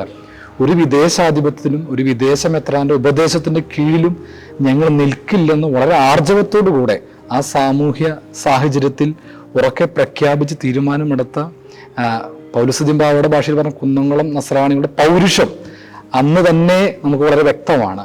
ഈ ആർത്താറ്റ് പടിയോലയുടെ ചരിത്രമൊക്കെ ഇന്ത്യൻ സ്വാതന്ത്ര്യ സമരവുമായിട്ട് ചേർത്ത് വയ്ക്കുമ്പോൾ ദേശബോധമൊക്കെ അന്ന് നേരത്തെ തോന്നിയത് കുന്നംകുളം നസ്രാണികൾക്കാണ് എന്ന് പറയേണ്ടി വരും. എന്താണ് പിന്നെ ആർത്താറ്റ് പടിയോലയെ പറ്റി പറയാനായിട്ടുള്ളത്? ആർത്താറ്റ് പടിയോല തീർച്ചയായിട്ടും വളരെ അഭിമാനം നൽകുന്ന ഒരു രേഖയാണ്. ആ രേഖ ഇന്ന് ദൈവകൃപയാൽ നമുക്ക് പൂർണ്ണമായിട്ട് ലഭിച്ചിട്ട് അതിന്റെ ഒറിജിനൽ തന്നെ നമുക്കിവിടെ ഡ്യൂപ്ലിക്കേറ്റ് ചെയ്യാനായിട്ട് ഡിറ്റോ ചെയ്യാൻ സാധിച്ചിട്ടുണ്ട്. ഒറിജിനൽ നമ്മൾ സൂക്ഷിച്ചിട്ടുണ്ട്. ഇപ്പോൾ ദേവലോകത്ത് സൂക്ഷിച്ചിട്ടുണ്ട്. കോപ്പി ചെമ്പ് തകടിലുള്ള കോപ്പി പരിശുദ്ധ പൗലോസ് തിരുമേനി അരമനയിൽ, നമ്മുടെ അരമനയിൽ സൂക്ഷിച്ചിട്ടുണ്ട്. അതിൻ്റെ ഒരു പശ്ചാത്തലം ഞാൻ ഈ പറഞ്ഞതുമായിട്ട് ബന്ധപ്പെട്ടാണ്. ഇവിടെ ഈ പറയുന്ന വിദേശ ശക്തികൾ കേരളത്തെ അന്ന് കേരളം എന്നുള്ള വാക്കില്ല, മലങ്കരയെ, മലബാറിനെ ഏത് വിധത്തിലും വശത്താക്കാൻ നോക്കി. അതിൻ്റെ ദീർഘചരിത്രമുണ്ട്. എല്ലാം കൂടി ഇപ്പോൾ ഇവിടെ പറയേണ്ട ആവശ്യമില്ല, സഭാചരിത്രത്തിൽ നമുക്കറിയാം. അതിൻ്റെ ഒരു ഭാഗമായിട്ട് മലങ്കര മെത്രാപ്പോലിത്തായെ തന്നെ ഈ വലിയ മാർ ദിവന്നാസ്യോസ് എന്ന് പറയുന്ന 1806 ഇതിന് കൂദാശയ്ക്ക് വേണ്ടി ഈ ഇടവക വളരെ ബഹുമാനാദരവോടുകൂടി ക്ഷണിച്ചു വരുത്തിയ വലിയ മാർ ദിവന്നാസ്യോസ് അഥവാ ദിവന്നാസ്യോസ് ആറാമൻ എന്ന് പറയുന്ന പിതാവ്, ദിവന്നാസ്യോസ് ഒന്നാമൻ, വലിയ മാർ ദിവന്നാസ്യോസ് എന്ന് പറയുന്ന ദിവന്നാസ്യോസ് ഒന്നാമൻ പിതാവ്, അദ്ദേഹത്തിന്റെ പേര് മാർത്തോമ ആറാമൻ എന്നായിരുന്നു. മാർത്തോമ ആറാമൻ എന്നായിരുന്നു. അദ്ദേഹത്തിന് നിർബന്ധമായിട്ട് ദിവന്നാസ്യോസ് എന്ന് പുനർനാമകരണം ചെയ്ത് പട്ടം കൊടുക്കുകയാണ്. അന്നത്തെ ഇവിടെ വന്നിട്ടുള്ള അന്ത്യോക്യൻ എന്ന് അവകാശപ്പെടുന്നത് അന്ത്യോക്യ ആണോ എന്നുള്ള രണ്ടാമത്തെ കാര്യം. അങ്ങനെയൊക്കെയുള്ള അഥവാ പൗരസ്ത്യ ഓർത്തഡോക്സ് സഭയുടെ 2 പിതാക്കന്മാർ, അവരും 2 പാരമ്പര്യത്തിനുള്ളവരായിരുന്നു. വിശദാംശങ്ങളിലേക്ക് ഞാൻ പോകുന്നില്ല. അങ്ങനെ വന്നു കഴിഞ്ഞപ്പോൾ അതൊരു ഭാഗത്ത്, മറുഭാഗത്ത് അദ്ദേഹത്തെ കത്തോലിക്കയാക്കാനായിട്ടൊരു ശ്രമം നടത്തിയിരുന്നു. അദ്ദേഹത്തെ തടവിലിടുകയൊക്കെ ചെയ്തിരുന്നു. അപ്പൊ ഇങ്ങനെയുള്ള ഒരു പശ്ചാത്തലത്തിൽ അദ്ദേഹത്തെ വിളിച്ചുകൊണ്ട് വന്നിട്ടാണ് ഇവിടെ കൂദാശ നടത്തുന്നത് 1806. അപ്പൊ പറയുകയാണ്, മലങ്കര സഭയുടെ പിതാവായിട്ട് നിൽക്കാമെങ്കിൽ ഈ ഇടവക കൂടെയുണ്ട്, ഞങ്ങൾ കൂടെയുണ്ട്. എന്നാൽ മറ്റൊരു ചിന്ത ഉണ്ടെങ്കിൽ ഞങ്ങളെ അതിന് കിട്ടുകയില്ല. അപ്പോൾ ദേശത്തിന്റെ അധ്യക്ഷന്മാരെയും പ്രധാനപ്പെട്ട വ്യക്തികളെയും ഒക്കെ ഈ പള്ളിമുറ്റത്ത് വിളിച്ചിരുത്തിയിട്ട് ദേവാലയ കൂദാശ കഴിഞ്ഞിട്ടുള്ള ഒരു പബ്ലിക് മീറ്റിംഗ്, ഒരുപക്ഷെ ഈ നമുക്ക് കിട്ടുന്ന പബ്ലിക് മീറ്റിങ്ങുകളുടെ തന്നെ ആദ്യകാല ചരിത്രത്തിലൊന്നാണ് 1806 മകീരത്തിൽ ഉണ്ടായ ഈ ഡോക്യുമെന്റ്. അവിടെ വെച്ച് പറയുകയാണ്, ഞങ്ങൾ we the people of India എന്ന് പറയുന്ന മാതിരി വി ദ പാരിഷണേഴ്സ് ഓഫ് ആർത്താറ്റ് പള്ളി ഞങ്ങൾ പ്രഖ്യാപിക്കുകയാണ്, ഞങ്ങൾ മാർത്തോമാ ശ്ലീഹായുടെ മക്കളാണ്.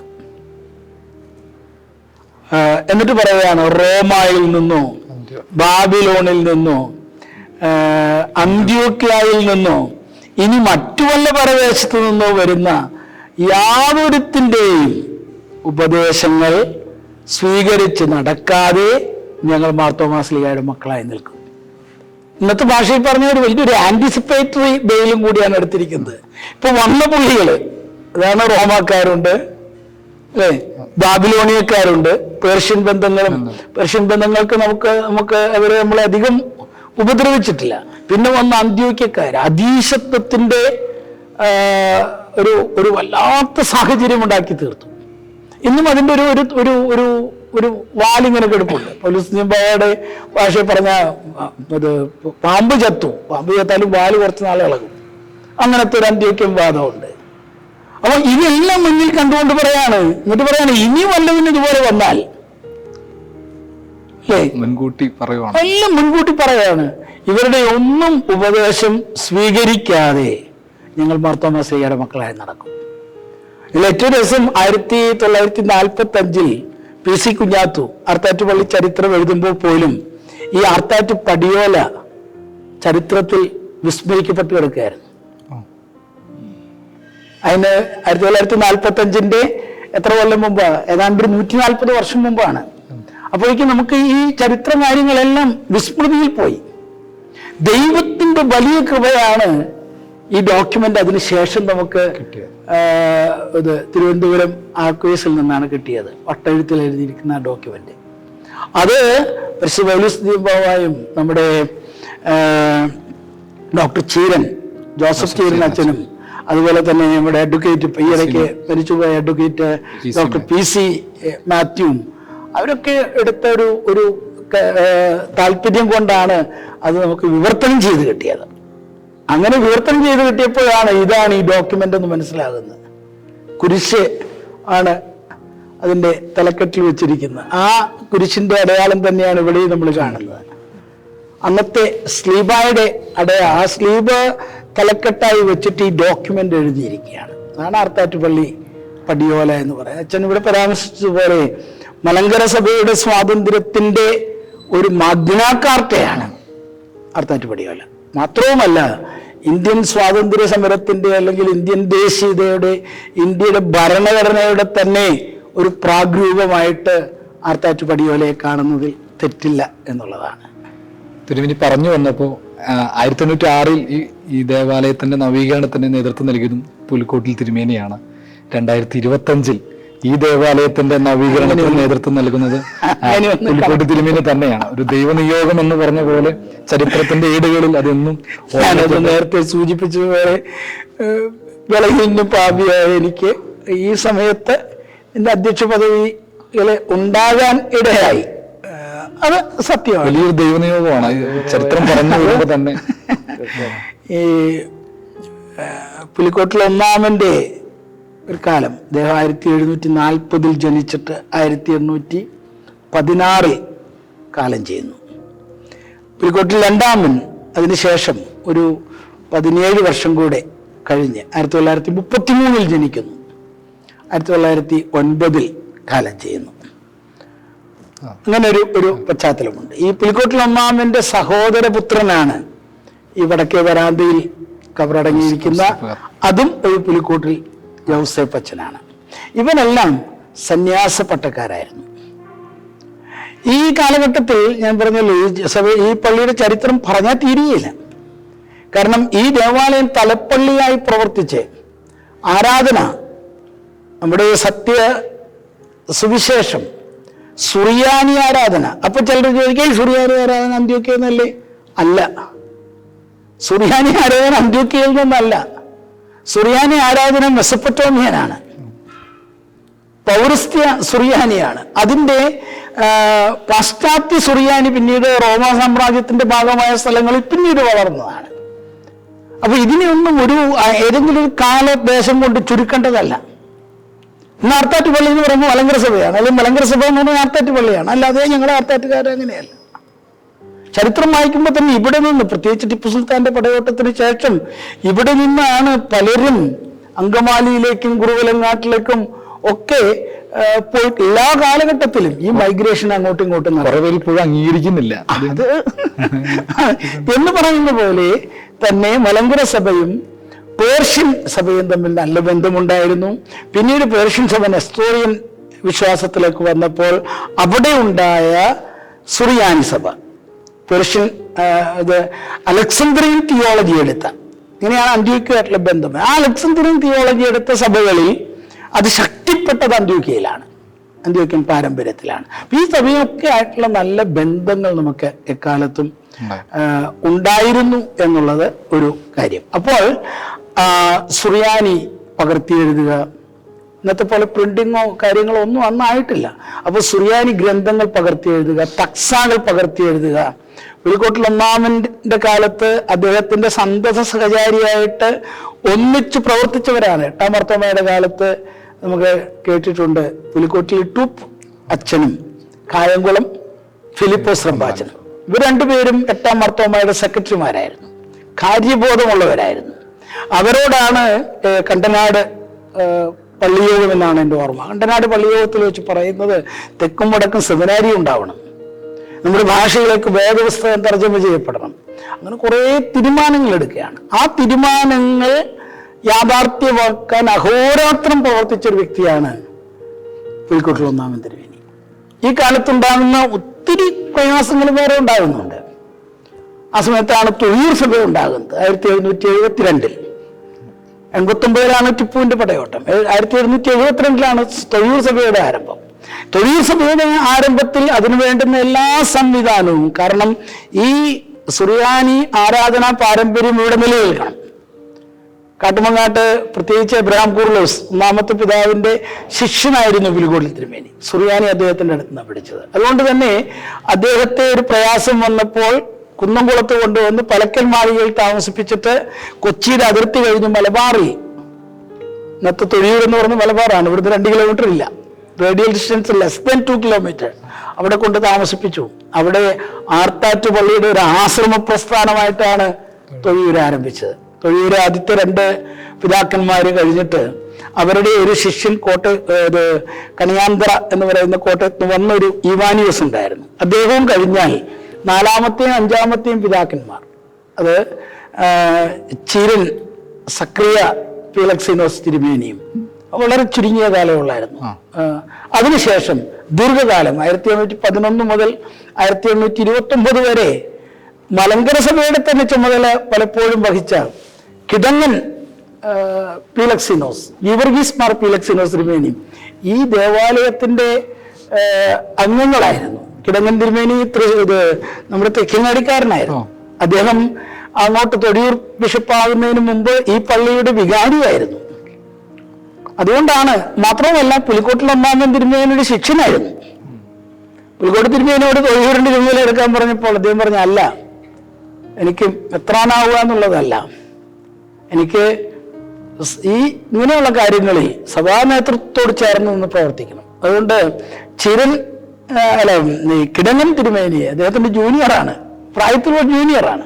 അദ്ദേഹത്തെ തൊഴിയൂരിന്റെ ബിഷപ്പാക്കി ഇവിടെ നിർത്തുകയും ഇദ്ദേഹം എനിക്ക് മെത്രാൻ സ്ഥാനമൊന്നും വേണ്ട എന്നുള്ള രീതിയിൽ പ്രവർത്തിക്കുകയും ചെയ്തു. 75 വയസ്സ് ആയപ്പോൾ ഒരുപാട് നിർബന്ധങ്ങൾ, അന്നത്തെ ഒരു സാഹചര്യം ഉണ്ടായപ്പോൾ പഴയ സെമിനാരി സ്ഥാപിതമായി, ഈ വട്ടിപ്പണത്തിന്റെ പലിശ മേടിക്കണം, അങ്ങനെ മൺട്രോസ് സാഹിബ് എന്നെ ഓർമ്മ, അദ്ദേഹത്തിന്റെ നിർബന്ധവും സഭയുടെ മുഴുവൻ നിർബന്ധവും വന്നപ്പോഴാണ് തൻ്റെ ശിഷ്യനായ തൊഴിയൂർ മെത്രാച്ചന്റെ അടുത്ത് പോയിട്ട് 1815 മാർച്ച് 21 മനസ്സിലാക്കുന്നത്, അന്ന് അദ്ദേഹം മെത്രാൻ സ്ഥാനത്തേക്ക് അവരോധിതനാകുന്നു. അപ്പൊ ഇങ്ങനെ ഒരു ചരിത്രം കൂടി ഇതില് ഉണ്ട് എന്നുള്ളത് ഓർക്കണം. അദ്ദേഹത്തിന്റെ സഹോദരപുത്രനാണ് ഞാൻ പരാമർശിച്ച ഇട്ടൂപ്പച്ചൻ. അദ്ദേഹത്തിന്റെ വലിയ, ഞാൻ പറഞ്ഞല്ലോ, അദ്ദേഹത്തിന്റെ ജോലി തന്നെ ഇവിടെ ഈ വടക്കേ ഭാഗത്ത്, ദേവാലയത്തിന്റെ വടക്ക് ഭാഗത്ത് സെഹിയോൻ മാളിക ഉണ്ടായിരുന്നു. ആ സെഹിയോൻ മാളികയില് അത് സെമിനാരി ആയിരുന്നു. പഴയ സെമിനാരി ഉണ്ടാകുന്നതിന് മുമ്പ് അത് സെമിനാരി ആയിരുന്നു. അവിടെ ഗ്രന്ഥങ്ങൾ പകർത്തി എഴുതപ്പെടുന്നു, ആരാധനകൾ നടക്കുന്നു. അന്ന് മറ്റൊരു ചരിത്രം കൂടി പറയുന്നുണ്ട്. ഈ മാറ്റിപ്പണിത ദേവാലയം, ഈ ഹൈക്കല ഉൾപ്പെടെയുള്ള ഈ സ്ഥലങ്ങൾ സെമിനാരി വിദ്യാർത്ഥികളോട് വന്നു നിന്നാണ് ഇപ്പൊ നമസ്കാരം ചൊല്ലുന്നത്. സ്ഥിരമായിട്ട് നമസ്കാരം ചൊല്ലുകയും സംവിധാനങ്ങൾ ഉണ്ടാകുകയും ചെയ്തൊരു സ്ഥലമാണ്. അവർ ആ പള്ളവാതിലാണ്, 2 വശത്തെയും പള്ളവാതിലുകളാണ് ഉപയോഗിച്ചിരുന്നത്. ഇതെല്ലാം ചരിത്രത്തിൽ കാണുന്നുണ്ട്. ഈ രണ്ടാമൻ, ഈ അച്ഛൻ, അദ്ദേഹം ദീർഘകാലം 96-ാമത്തെ വയസ്സിലെ മറ്റാണ് അന്ന് മരിക്കുന്നത്. 1896 അദ്ദേഹത്തെ കബറടക്കുന്നത്. പുലിക്കോട്ടിൽ ഒന്നാമൻ തിരുമേനി അമ്പാനാകുമ്പോൾ സഹോദരപുത്രൻ കോറുവയായിട്ട് ആ സെയിം ദിവസമാണ് കോറുവയാകുന്നത്. ദീർഘകാലം അദ്ദേഹം ജീവിച്ചു. പുലിക്കോട്ടിൽ രണ്ടാമൻ തിരുമേനി, അത് ഈ ഇട്ടൂപ്പച്ചന്റെ സഹോദരപുത്രനാണ്. അച്ഛനെ പുലിക്കോട്ടിൽ ചോദിച്ചുകൊണ്ട് അതൊക്കെ പറയേണ്ടി വന്നത്, സമയം പോകുന്നു എന്ന് എനിക്കറിയാം. സഭ വീണ്ടും ഒരു പ്രതിസന്ധി ഘട്ടത്തിലെത്തിയപ്പോൾ ആരെ അയക്കേണ്ടു, ആര് നമുക്ക് വേണ്ടി പോകും? കാരണം പാലക്കുന്നത്ത് അത്താനാസിയോസിനെ എതിർക്കേണ്ടുന്ന നവീകരണം എന്ന പേരിൽ തീവ്രമായ വേദവിപരീതം ഉണ്ടാവുകയും ജനാധിപത്യ ധ്വംസനം നടക്കുകയും സഭയില്ലാതെയാവുകയും ചെയ്യും, ഇത് പ്രൊട്ടസ്റ്റന്റ് സഭയായിട്ട് മാറുമെന്നൊരു പ്രതിസന്ധി വന്നപ്പോൾ ഈ വല്യച്ഛൻ പറഞ്ഞു, ഞാൻ എൻ്റെ മോനെ അയക്കാം. അങ്ങനെയാണ് 28 വയസ്സുകാരനായ ഈ പിതാവിൻ ഈ യുവവൈദികനെ വളരെ ശക്തമായിട്ട് 1853 മുതൽ 20 വയസ്സിൽ അദ്ദേഹം വൈദികനായി. ഇവിടെ പ്രവർത്തിച്ചുകൊണ്ടിരുന്ന വൈദികനെ അന്ന് ഇന്നത്തെ പോലെയുള്ള സൗകര്യങ്ങളൊന്നുമില്ല, ഫ്ലൈറ്റ് കണ്ടുപിടിച്ചിട്ട് പോലുമില്ല. ആ കാലത്ത് കപ്പലിൽ ബസ്രായിലേക്കും അവിടെ നിന്ന് മർദീനിലേക്കും ഒക്കെ അയച്ച് 3-4 മാസത്തെ യാത്ര കഴിഞ്ഞ് അവിടെ ചെന്ന് അദ്ദേഹം പട്ടമേറ്റ് തിരികെ വന്ന് 1865 മുതൽ മലങ്കര സഭയുടെ മറ്റൊരു ചരിത്രം ഇവിടെ രചിക്കുന്നത്. അപ്പൊ ഇങ്ങനെയൊക്കെയുള്ള ഒരുപാട് കാര്യങ്ങൾ ഇതിനകത്ത് കാണുന്നുണ്ട്.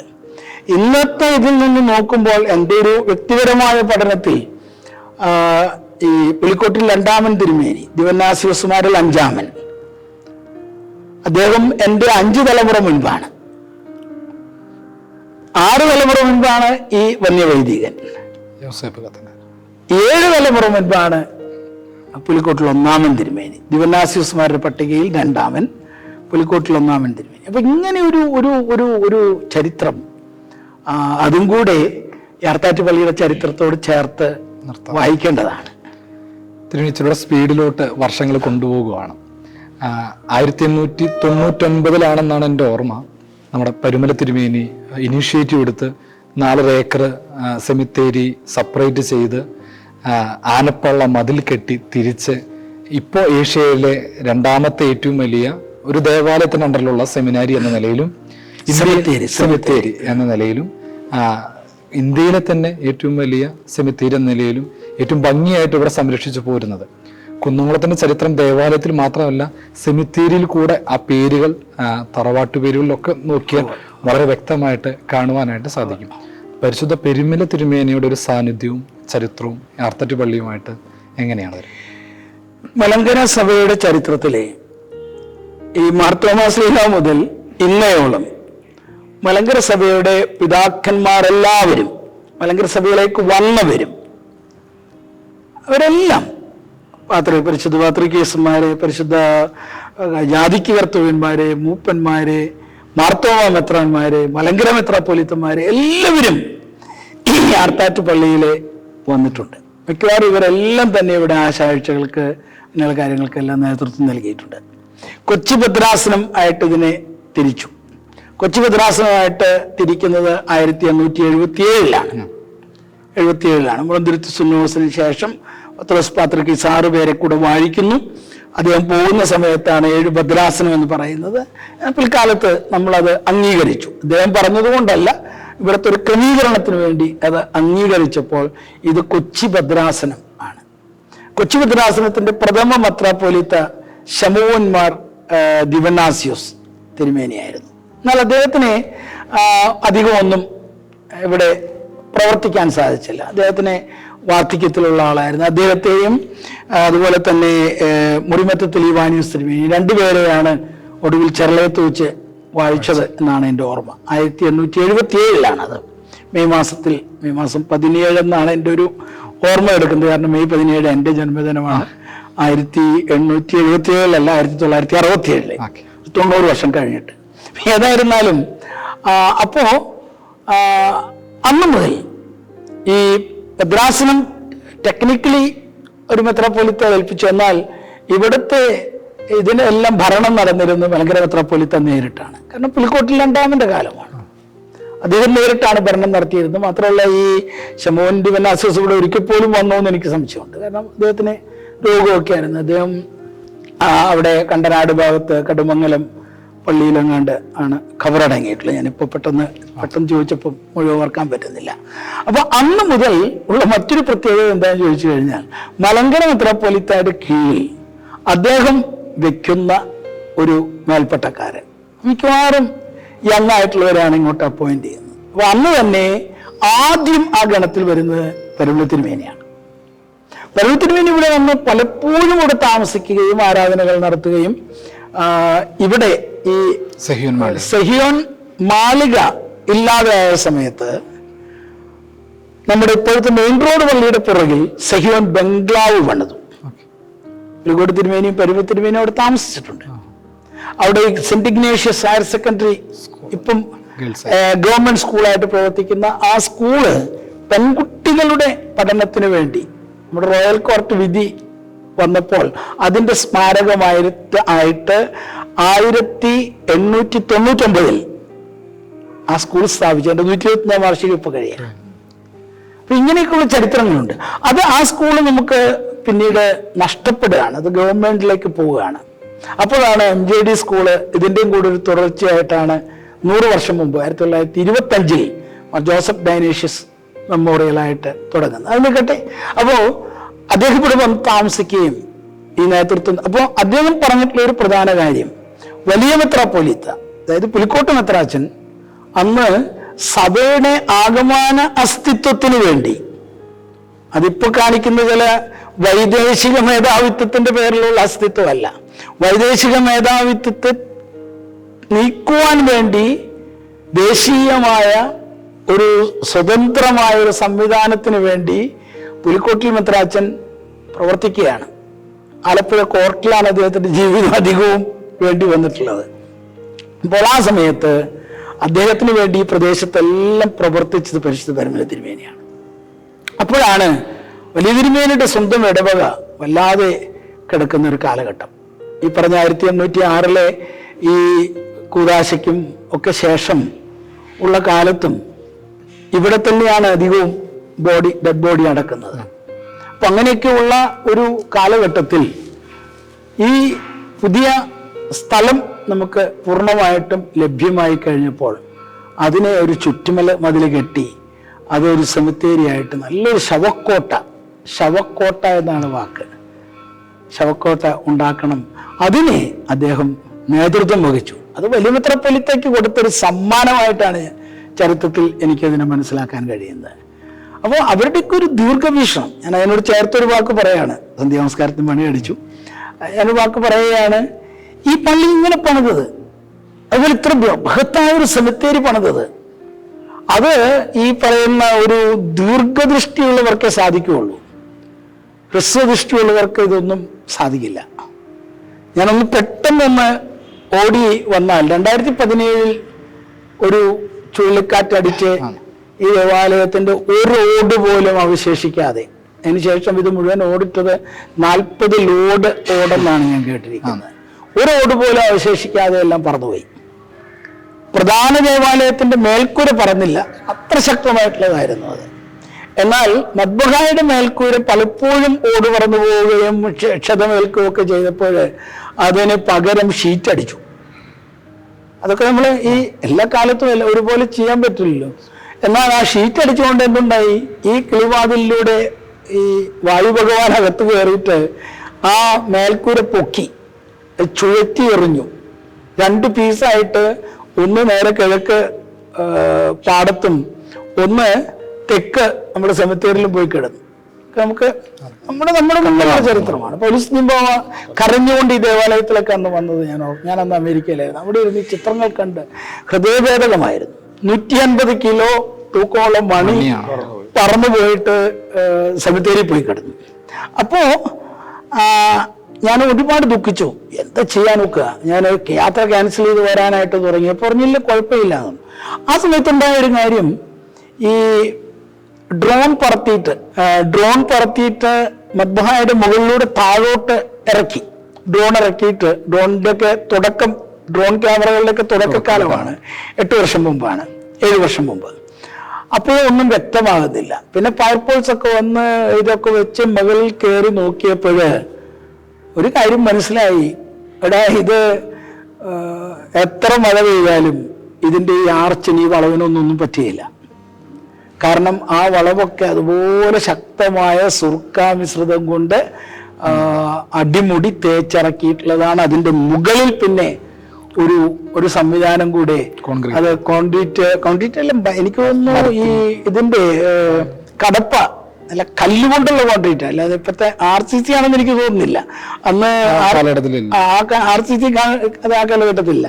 എന്നിട്ട് അതും നല്ല മിനുക്കിയെടുത്ത് അവിടെ വീഴുന്ന വെള്ളം പുറത്തു പോകാനുള്ള സംവിധാനം വരെ ഉണ്ടാക്കിയിട്ടുണ്ടായിരുന്നു. അപ്പൊ എത്ര ദീർഘവീക്ഷണത്തോടെയാണ് ഇവരിത് പണിതിരിക്കുന്നത്. അല്ലെങ്കിൽ ഈ ദേവാലയത്തിൽ നിന്ന് നിൽക്കാൻ നോക്കൂ. ഇപ്പൊ തന്നെ ഈ പറഞ്ഞ 219 വർഷത്തിന് ശേഷം ഈ പള്ളി ഇങ്ങനെ നിൽക്കാൻ നോക്കൂ. ഇപ്പൊ നിങ്ങൾ പൂർണ്ണമായിട്ട് ഇത് തേച്ചെടുക്കുകയും പാനലിങ് നടത്തുകയും ഒക്കെ ചെയ്തപ്പോൾ പരാമർശിച്ച പോലെ 2 കോടി രൂപയോളം ചെലവാക്കിയിട്ട് ഇത് പണിതപ്പോൾ ഭിത്തിക്ക് എവിടെയെങ്കിലും ഒരു വിള്ളലോ ആരൊന്നും സംഭവിച്ചിട്ടില്ല. ഒരു ഹോൾ അടിക്കാൻ നോക്കിയപ്പോ ചരലും മണലുമാണ് ഉള്ളത്. അതുകൊണ്ട് ഒരു ഹോള് പോലും അടിക്കാൻ പറ്റത്തുമില്ല. ചെയ്യുകയും ചെയ്യരുത്.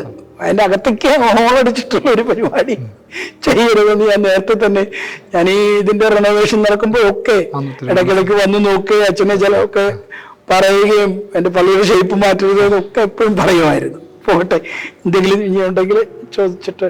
ഇനി പൗലോസ്തുതിയൻ ബാവയുടെ സമയത്തുള്ള ഒരു കാലഘട്ടമുണ്ട്. മഹാ ഇടവക ബാവതിരുമനസിന് സുന്ദ്രോണീസോ, കുന്നംകുളം ഭദ്രാസനാധിപന്റെ കത്തീഡ്രൽ ദേവാലയം, അങ്ങനെ പല തലത്തിൽ വീണ്ടും വർഷങ്ങളോളം ഈ ആർത്താറ്റുപള്ളി ചരിത്രത്തിൽ ഇന്നും വളരെ ശക്തം തന്നെയാണ്.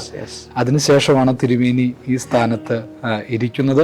പൂർവികരായ എല്ലാവരുടെയും അനുഗ്രഹമുള്ള കസേരയിലാണ് തിരുമേനി ഉൾപ്പെടെ എല്ലാ പൂർവികരും ഇരുന്ന് ഈ ദേവാലയത്തിനു വേണ്ടി ഈ ദേശത്തെ ആത്മീയമായി മേയിച്ച് ഭരിച്ചിരിക്കുന്നത്. അതും ഏറ്റവും ചുരുക്കത്തിലൊന്ന് പറഞ്ഞാൽ 400 വർഷം പുറകോട്ട് പോയാൽ അന്ന് കാണുന്ന ലിസ്റ്റ് ചെയ്തിട്ടുള്ള ഏക പള്ളി ആർത്താറ്റ് പള്ളിയാണ്. പഴഞ്ഞിപ്പള്ളി പോലും ഇല്ല.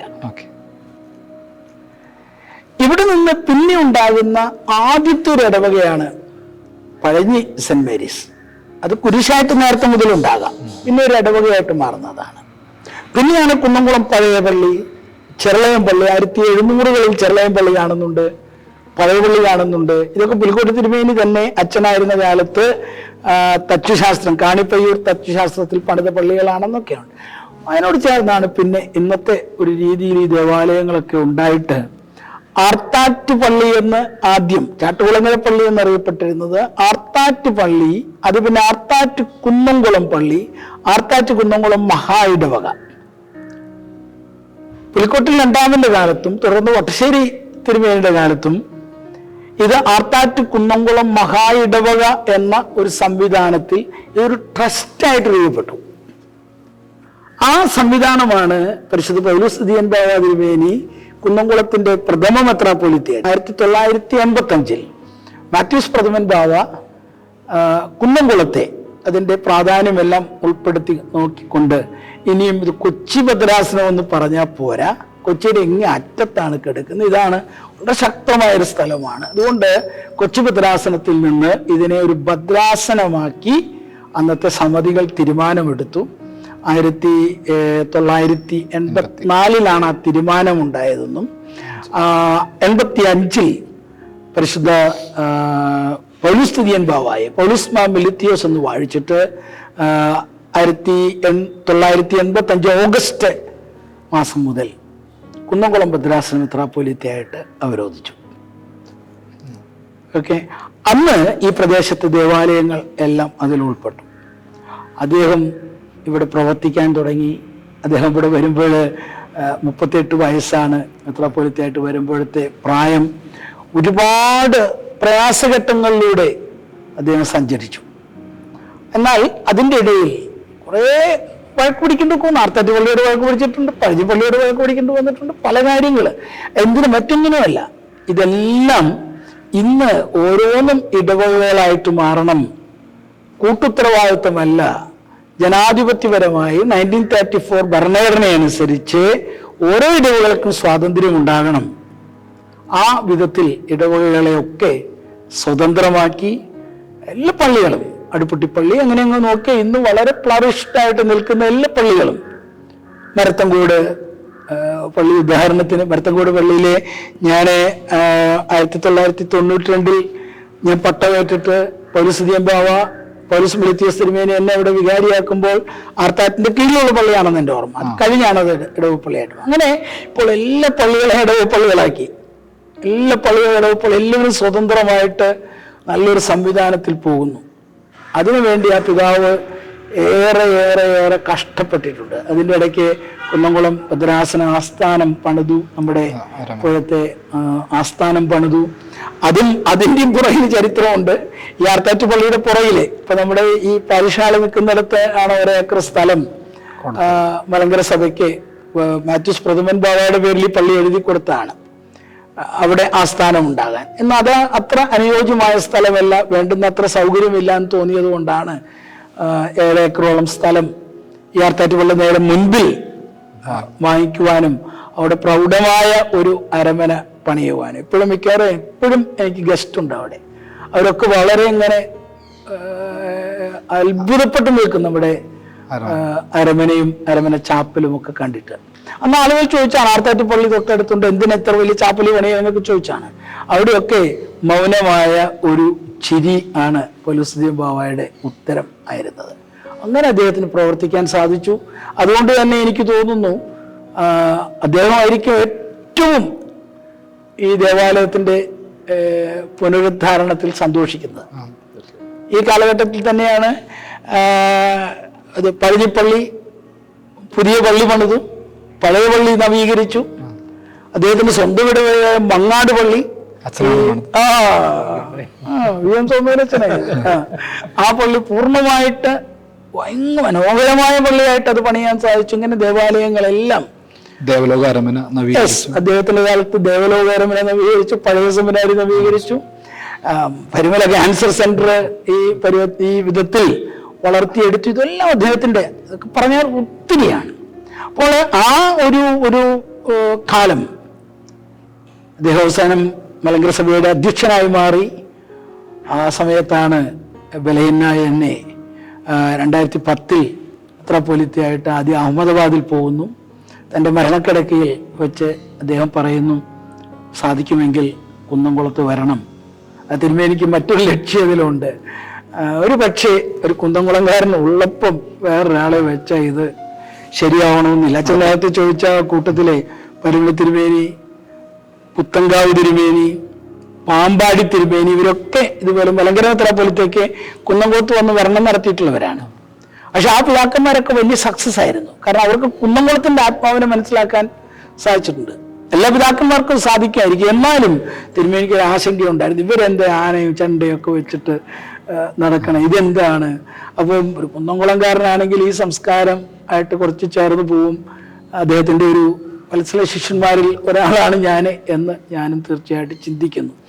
ആ ഒരു ചിന്തയും കൂടെ വന്നതുകൊണ്ടാണ് ഈ ഭദ്രാസനത്തിൻ്റെ ചുമതല എടുക്കുവാൻ ഇടയായത്. ഭദ്രാസനത്തിൻ്റെ ചുമതലയെടുത്ത് 2 വർഷം പിന്നിടുമ്പോഴേക്കും ആർത്താറ്റുപള്ളിയുടെ സമ്പൂർണ്ണ നവീകരണം കഴിഞ്ഞത് കൂദാശ ചെയ്യുവാൻ ദൈവം ഒരവസരം, എൻ്റെ മിടുക്കൊന്നുമല്ല, നിങ്ങളുടെയൊക്കെ ദൈവത്തിൻ്റെ വലിയ കൃപമുണ്ട്. അതുപോലെ തന്നെ എൻ്റെ ഇടവക ദേവാലയം 1925 ബസേലിയസ് ഗീവർഗീസ് പ്രഥമൻ ബാവ, വള്ളിക്കാട്ട് ബാവ കൂദാശ ചെയ്ത പള്ളിയാണ്. തെക്കേക്കര കുര്യാക്കോസച്ചിൻ്റെ കാലത്ത് നമ്മുടെ അമ്പലം പള്ളിയുടെ പുറകിലുള്ള സെന്റ് മത്തിയാസ് പള്ളി. ആ പള്ളി ഇപ്പൊ പൂർണ്ണമായി നവീകരിച്ച് അതിന്റെ കൂദാശ 25 ജനുവരി 4 നടത്താൻ ദൈവം അനുവദിച്ചു.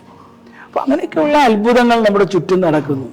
എനിക്ക് അവസാനമായിട്ട് വാക്ക് പറയാനുള്ളത്, വ്യക്തികൾ വരും പോകും, പക്ഷെ ചരിത്രം അവശേഷിക്കും. മഹാരഥന്മാർ വരികയും പോവുകയും ചെയ്തിട്ടുണ്ട്, പക്ഷെ ചരിത്രം എന്നും നിലനിൽക്കും, അവശേഷിക്കും.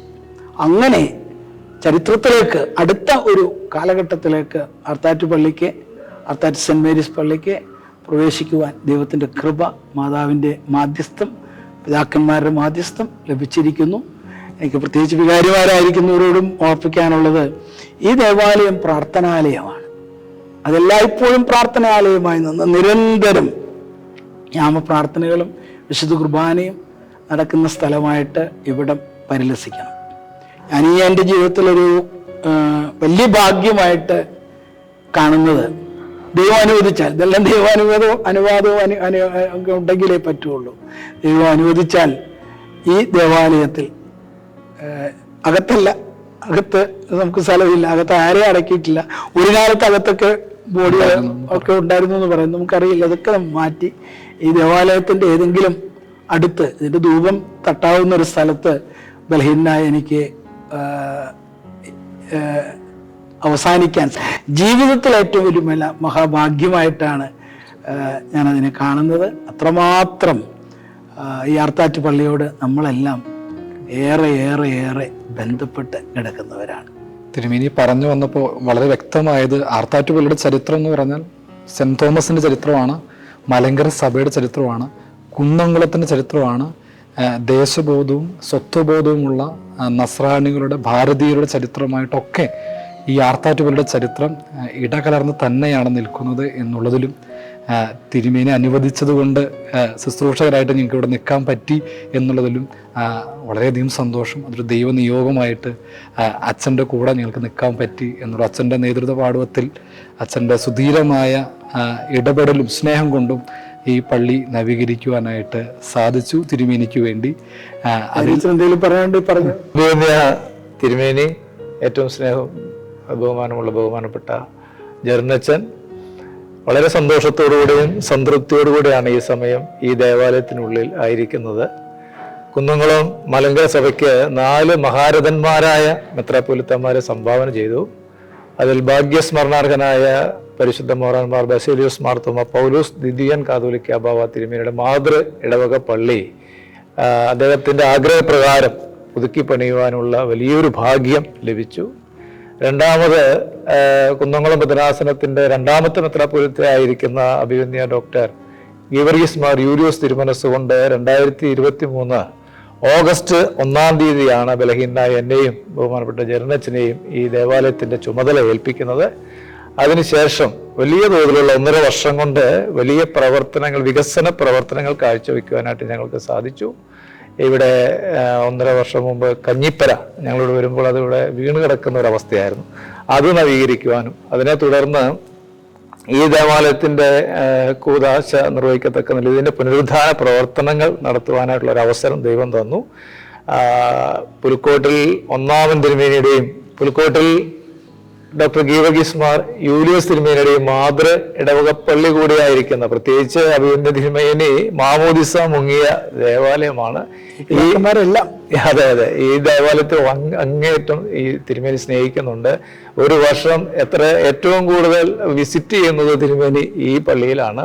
ഏറ്റവും കൂടുതൽ ഒരു വർഷം ആരാധന അർപ്പിക്കുന്നത് ഈ പള്ളിയിലാണ്. തിരുമേനിയുടെ മാതാപിതാക്കൾ കബറടങ്ങിയിട്ടുള്ളത് ഈ പള്ളിയിലാണ്. തിരുമേനി ഇപ്പോൾ അന്തി ഉറങ്ങുന്നത് ഇവിടുന്ന് ഒരു 300 മീറ്റർ അകലെ നമ്മുടെ ആർത്താറ്റ് അരമനയിലാണെങ്കിലും ഇനി ഭാവിയിൽ ഇവിടെ വിശ്രമം തിരുമേനി സ്ഥിരമായി ഉറങ്ങുന്നത് ആർത്താറ്റ് പള്ളിയിലാണ്. തീർച്ചയായിട്ടും. അപ്പൊ തിരുമേനി അങ്ങനെ അങ്ങേയറ്റം ഈ ദേവാലയത്തെ സ്നേഹിക്കുന്നുണ്ട്. അപ്പൊ ആ ഒരു പള്ളി തിരുമേനി ഇത്രമാത്രം സ്നേഹിക്കുന്ന മലങ്കര സഭയിലെ അതിപുരാതനമായ ദേവാലയം, ആദ്യത്തെ ദേവാലയം, AD 52 പരിശുദ്ധ മാർത്തോമാ ശ്ലീഹായ സ്ഥാപിതമായ ദേവാലയം കൂടെ പുതുക്കി പണിയുവാനുള്ള ഒരു വലിയ അവസരം ലഭിച്ചു എന്നുള്ളത് മഹാഭാഗ്യമായി കരുതുകയാണ്. അതിൻ്റെ ഇടയാക്കിയ ഇവിടെ നിയമിച്ച അഭിനന്ദ തിരുമേനിയോടുള്ള അങ്ങേയറ്റത്തെ നന്ദിയും സ്നേഹവും കടപ്പാട് അറിയിക്കുക. ഈ പള്ളിയെ സംബന്ധിച്ചിടത്തോളം വിശദമായ ചരിത്രം അഭിനന്ദ തിരുമനസ് കൊണ്ട് ഇപ്പോൾ നമ്മളോട് പറഞ്ഞു കഴിഞ്ഞു. ഒരുപാട് ഭാഗ്യകരമായിട്ടുള്ള അവസ്ഥയും അതോടൊപ്പം തന്നെ നിർഭാഗ്യകരമായ അവസ്ഥകളിലൂടെയും ഈ പള്ളി കടന്നു പോകേണ്ടി വന്നിട്ടുണ്ട്. പ്രത്യേകിച്ച് അഭിനന്ദ തിരുമേനി ഓർമ്മിപ്പിച്ചതുപോലെ ടിപ്പു സുൽത്താന്റെ ആക്രമണം ഉണ്ടായ ഒരു കാലഘട്ടം, ഇന്ന് കാണുന്ന പല സഹോദരി സഭകളും ഈ പള്ളിയിൽ നിന്ന്, ഈ സഭയിൽ നിന്ന് പിരിഞ്ഞു പോയിട്ടുള്ള വിഭജനത്തിന്റെ പല വിധത്തിലുള്ള വൈഷമ്യങ്ങളിലൂടെ ഈ ഇടവക കടന്നു പോകേണ്ടി വന്നിട്ടുണ്ട്.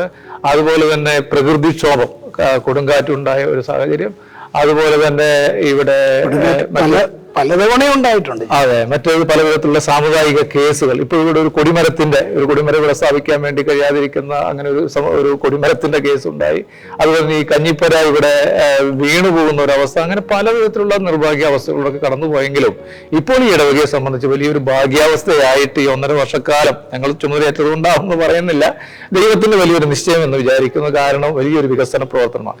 ഈ രാജു ചെറുവത്തൂർ എന്ന് പറയുന്ന വലിയ ഒരു ദൈവസ്നേഹിയും ദേവാലയ സ്നേഹിയുമായിട്ടുള്ള ഒരു മനുഷ്യൻ, അദ്ദേഹത്തെ ഞങ്ങളൊരു ഭവനത്തിൽ വെച്ച് ഒരു ശവസംസ്കാരം, അദ്ദേഹം ഇടവക്കാരനാണ്, ഈ ഇടവക അംഗമല്ല, അദ്ദേഹം നമ്മുടെ കുന്നംകുളം ഭദ്രാസനത്തിലെ മൂലപ്പാട് ബസേലിയോസ് മാർ ഗ്രിഗോറിയോസ് പള്ളി ഇടവകാംഗമാണ്. പെരിങ്ങോട് സ്വദേശിയാണ്. ദുബായിൽ 300 വർഷം മുമ്പ് ഇടവകാംഗമായിരുന്നു. അത് കഴിഞ്ഞ് മൂലപ്പാട് അങ്ങനെ. അതെ, അദ്ദേഹത്തെ കണ്ട സമയത്ത് എല്ലാ വൈദികരും അഭിനന്ദ തിരുമേനിയൊക്കെ ഓർമ്മിപ്പിക്കാറുണ്ട്, ഇതിന്റെ മദ്ബഹ ഒന്ന് പെയിന്റ് അടിക്കാൻ സമയമായി, അത് ചെയ്യുവാണെങ്കിൽ നല്ലതായിരിക്കുമെന്ന് അഭിനന്ദ തിരുമേനിയൊക്കെ ഇടയ്ക്കിടയ്ക്ക് ഓർമ്മിപ്പിക്കാറുണ്ട്.